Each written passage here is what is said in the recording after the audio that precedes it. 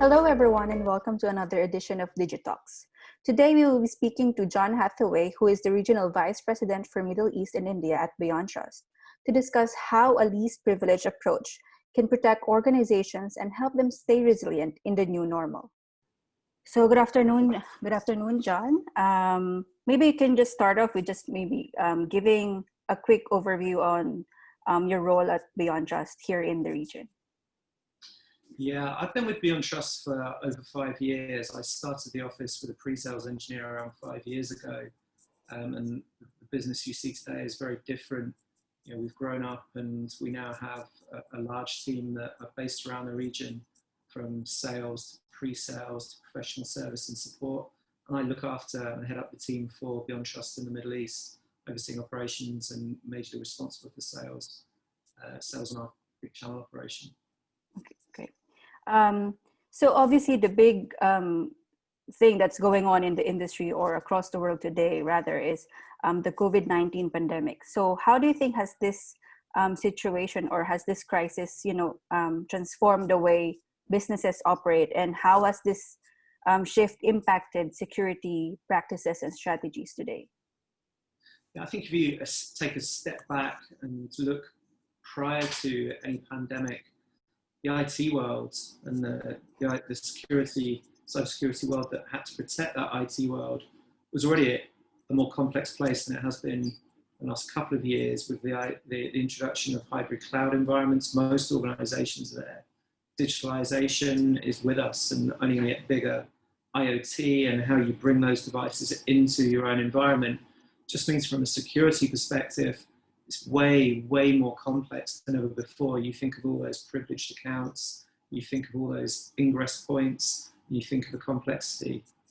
Now you push a pandemic into that environment and you ask a CISO to be prepared for a set of events that no one could have predicted happening, and it left a lot of organizations exposed from not being ready enough to deal from a workforce that works from home, and that's a big challenge. And you imagine the way that cyber criminals and bad actors think. The minute they smell any sort of opportunity, they write zero-day attacks to be able to mitigate people working from laptops maybe they brought home that aren't corporate laptops, accessing the corporate environment. Very simplistic way, but apply that to the billions of people that are now working from home. Are corporate environments ready to deal with that? And the answer we've seen is definitely not. And we've seen a scramble in the world for a strategic approach to remote access, and that's a big issue. But endpoints are at the center of this conversation.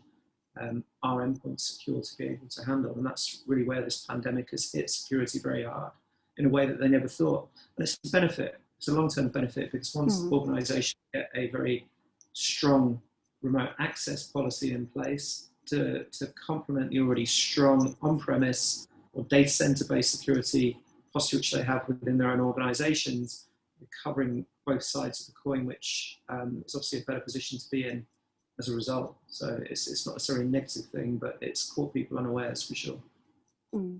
But thank you for that. But like you had said, it will definitely have long-term benefits once organizations figure out how to properly secure remote workplace or remote working models. But do you think organizations today are at that stage already? Are they already moving towards that?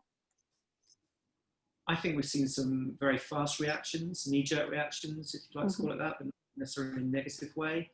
And I think we have seen organizations take a longer-term view of, we are where we are today, but where do we want to be in a perfect world or a better world than we are? What's a longer-term strategy to that? And we've seen both things happening.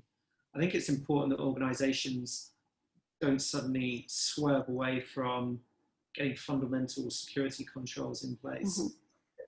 The IT environment, yes, might have changed in terms of what we're covering. Actually, the way we approach it hasn't changed. Technology with process, with education of the people that work for you around security is still paramount. And the things that you would think about internally, you should still think about externally. do you have a business continuity plan in place? Mm-hmm. Do you know who your users are, both internally and externally? Can you monitor them? Can you control them? Do employees need remote access? Does everybody need it? Can they do their jobs without it? Can we mitigate the risk of remote access by just saying you have no need to access the corporate environment? Can you control the sprawl of IT and shadow IT? Can you stop people building and downloading applications and vulnerable applications potentially that might cause you more harm? Can your IT help desk actually handle the remote access situation that they face themselves with today? So actually having a priority of what's important to you and how can it work better for a lot of organizations is where they should be looking for the NIST controls, the NISA controls, the CIS controls. They're still relevant and they still apply to both a remote workforce as well as an on-site workforce, and people shouldn't shy away from that. I don't think knee-jerk reactions, unless they're priority controls, should be taken. You should definitely take a pragmatic, controlled and sensible approach to how you're going to be more prepared for the world that we sit in today, which may be the world we look into for the future. We don't know. Okay, great. So, so yeah, given that many organizations are still, using or doing this remote working, or they have adopted some sort of hybrid model wherein some of the employees are working from the office and some are still at home. So given that their workforce is kind of scattered across different environments, how would you say, or how would you advise organizations in terms of ensuring that they are ensuring that their employees are in tune with the different security measures or security practices without stifling their productivity? Yeah, so BeyondTrust for many years has focused on a security methodology called least privilege. Mm-hmm. So from an employee perspective, we want to make sure that employees don't get access to or the ability to elevate anything that they don't have the authority to do. And it sounds a bit draconian that we're going to lock things down to the way people to the greatest degree. It's not really about that at all. We've been doing this for a long time and have a lot of templates that allow us to be able to apply. Organizations can control this, obviously, into what's required to do their job role. You might be the HR person, require the HR app and Microsoft applications. You might be the finance person, need access to the CRM and Excel and whatever else you need to do for your job. You don't need the CRM, and you don't need, whatever it might be, the BI app, which has got all the business critical informations in. So least privilege gives you that ability, whether you're in the organization, and this is the beauty of it, or outside of the organization, your level of control remains the same no matter where you're accessing from. So that control, the removal of admin rights, the implementation of least privilege, and least privilege is just that, locking down what you can and can't get access to, will allow you to mitigate 99% of, let's say, Microsoft vulnerabilities. Microsoft have a vulnerabilities report, and 80% of those vulnerabilities can be mitigated by removal of admin rights. 99.9, no one's obviously 100%, are mitigated by implementation of a whitelisting policy, which is least privilege. And this is the way we would enable organizations to be able to have a remote support ability. So we know who's accessing remotely. We know how help desk are supporting remotely, actually on the endpoint itself. So we're mitigating some of the zero-day threats we're seeing from bad actors since this pandemic and the new work from home rule.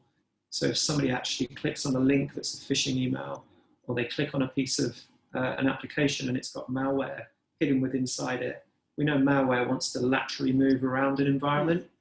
Privilege, if you remove admin rights, implement least privilege, we're not allowing an application that's not come from a trusted certificate source to be able to execute.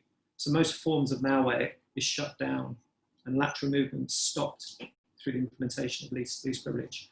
We're not saying AV or EDM or any other form of endpoint control is there, but application control gets to the root of the issue. And it's been around for a long time. Most of the security controls that you would see suggest and certainly would have as a priority control is implementing least privilege on, whether that be Windows, Mac, Unix, Linux, any operating system.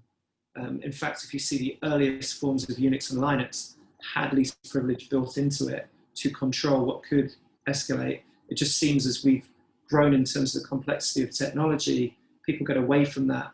And it seems a little bit simple to some people, but you'll find most of the core security controls, if done well, whether that be segmentation, whether that be DLP, whether that be least privilege in this case, have a dramatic effect in shrinking the attack surface, and that remains in place today. BeyondTrust certainly are an advocate of least privilege and have led that space for many years.